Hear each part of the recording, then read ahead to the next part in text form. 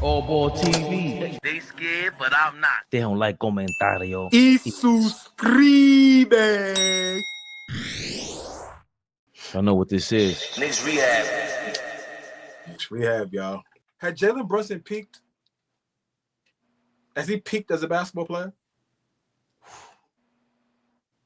Can he get any better? That's my question. And if he does, what does a better Jaylen Brunson look like? Get his teammates involved. He can get better. I said this from the beginning of the season. For us to be successful, he got to average 24 and 12. He has guys that can shoot. He draws enough attention to where Cat, Bridges, Deuce, OG can knock down shots. But like I said, it's none of that matters if we can't get any stops. We can't stop nobody on Indiana. Whether it's Siakam, whether it's McCollum, whether it's them Luton, we can't get one stop. We were down 5. The little niggas OG? We would, yeah. And it's crazy because when you got guys like Bridges and OG, and it's like, yo, I'm watching these guys just run past y'all and lay the ball up. We can't get no stops. And then there was a time where we couldn't get no rebounds. So for me, you know, all this arguing on my end is irrelevant because no matter who we play, even if we do win the and go to the finals, we're gonna be OKC playing like this, but we're gonna get ran out the gym. We were down 5. We were down 5. Josh Hart got the ball, stepped out of bounds, and it was all downhill from there. We scored, they scored. We couldn't get a stop. So for me, that's the problem, the defense. If you can't get stops, this is going to be the result every night. This would happen game 1, up 17, up 15 with 2 minutes of some crazy shit. And Naismith couldn't get a stop. One stop. So for me, it's just mind-boggling that, you know, we watch Josh Hart, Bridges, you know, at times OG, just get their ass bust. Like, just where it's like, yo, what the hell? So that's what it is, you know. I'm sorry. I think to answer your question, Jordan did it, Kobe did it, different era. I'm trying to think who in this era really changed it. Steph Curry. What does that look like though? He got to move off ball. He has to. It started like that game today in the first class I was most proud about. Get the hell off the ball. But he's not very good off the ball. He got 13 points by giving the ball up today in the first quarter. Like, that's just one quarter of your lifetime. Why?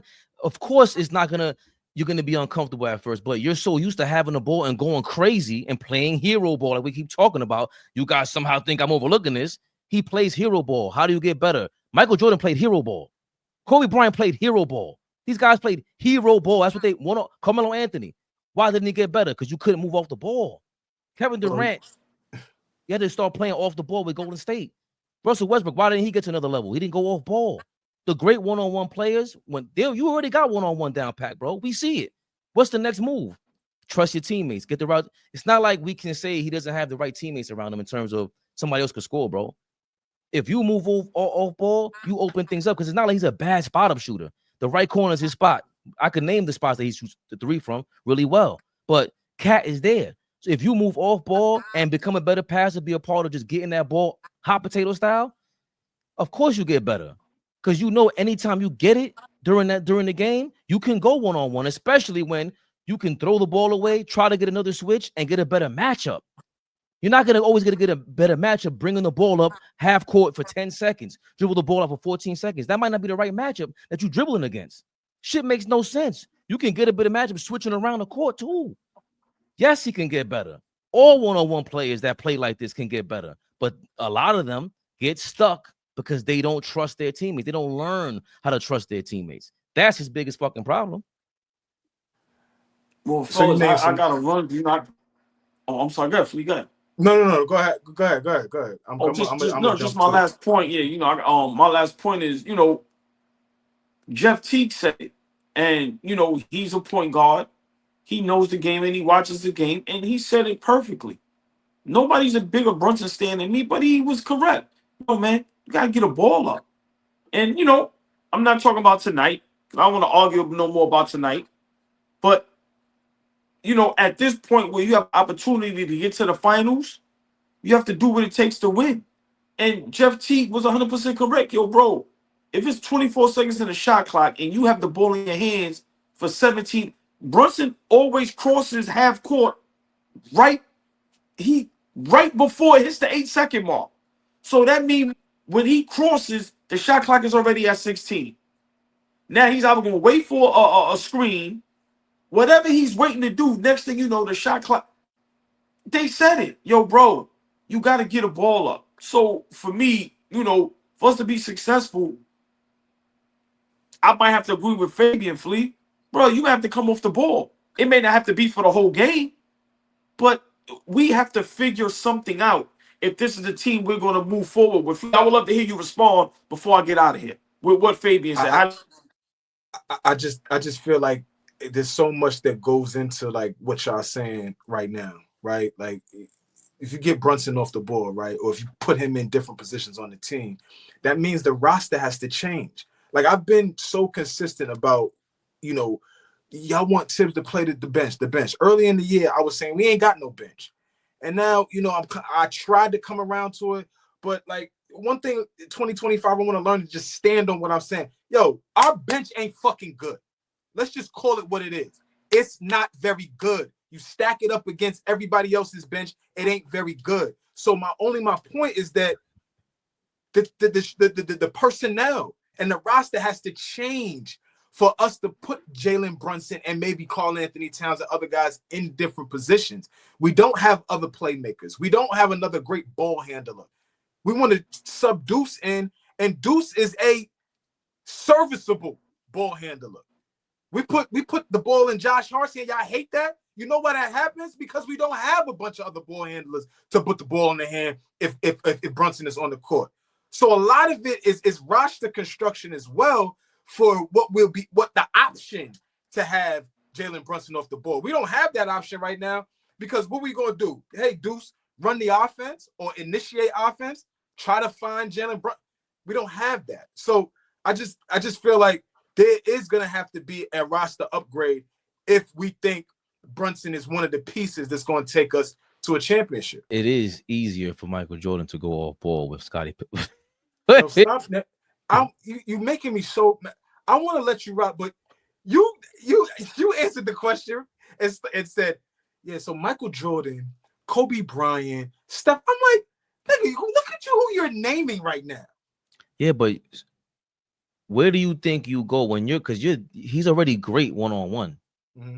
Where do you think you go after this? Because you're saying to get better, bro. If you get better than this, you're in a whole nother conversation in history. And you understand what I'm saying? And I was very curious. I know OG had to run, and this could create an entire another conversation, bro.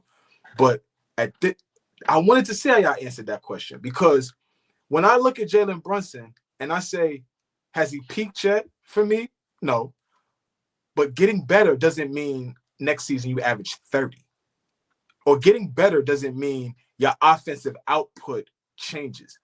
Getting better means that you understand situations, that you understand how to control situations. Like we a little gash right now with this clutch player of the year shit, this run that he's been on for the last 3 years. Maybe gas is not the right word, but evolution still has to continue. It's not like he's reached some pinnacle. Okay, he's a multiple-time All-Star, multiple-time All-NBA guy. All of that shit is cool. That shit's going to get you paid. But the type of guy that you come from, the culture that you come from, Villanova, 2-time champion there, all everybody talks about with you is winning, then at some point your game is going to have to continue to mature, which will affect winning, getting guys involved. I talked about the hockey assist the other day. That's super important because how often do we see him pass guys open? Pass a guy open. He doesn't pass many guys open. He gets a guy to a direct shot, a direct layup, a direct oop to Mitchell Robinson, but he's not passing to the next pass that's going to get us to where we need to be very often. But that's the part to me. That's what I wanted to talk to you about, because there's way too many times that the Knicks and Brunson, I don't know how to describe this, but I know in football, when I'm watching a game, all I got to do is the line of scrimmage.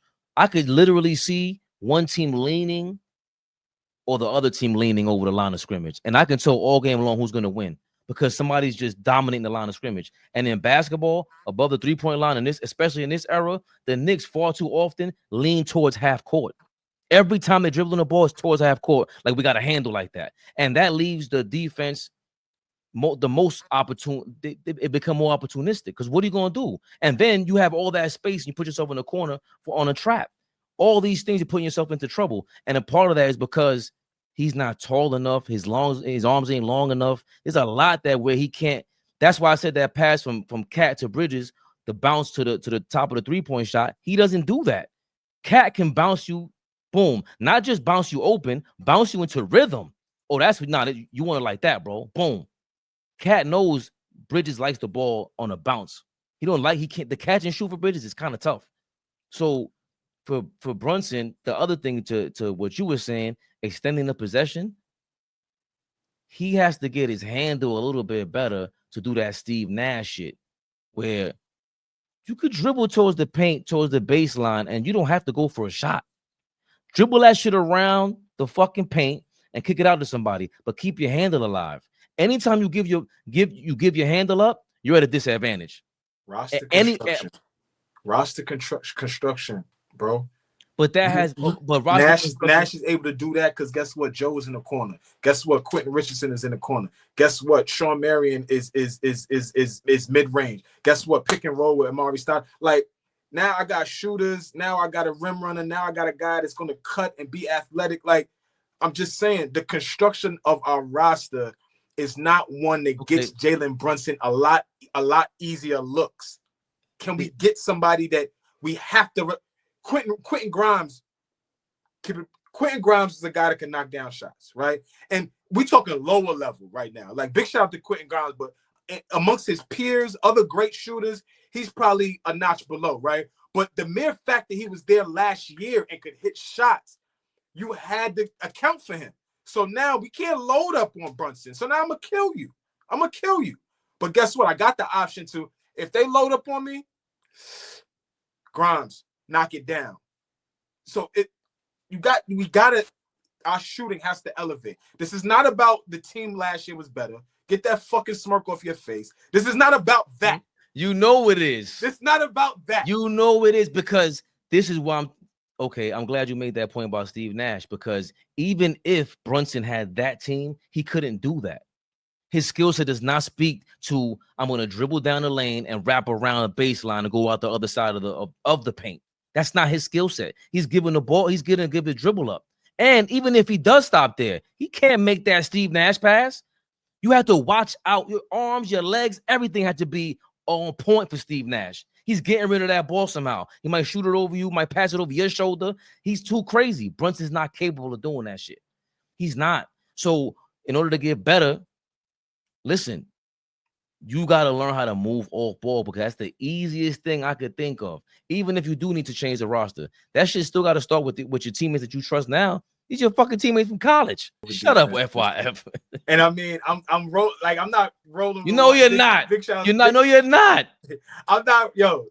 Wow. Big shout out. That's Lamar. Big shout out to Lamar. Listen, like, I don't want to. I'm not gonna roll with Beck. But at the end of the day, there's another part of my question to you, Fabian. Has this dude peaked? How much better can he get? And if he's gotten better, what does it look like for a guy his size, with his skill set and capability? What does his peak look like? Knicks Rehab. Knicks Rehab, y'all. AllBall TV. They scared, but I'm not. They don't like comentario. Y suscribe.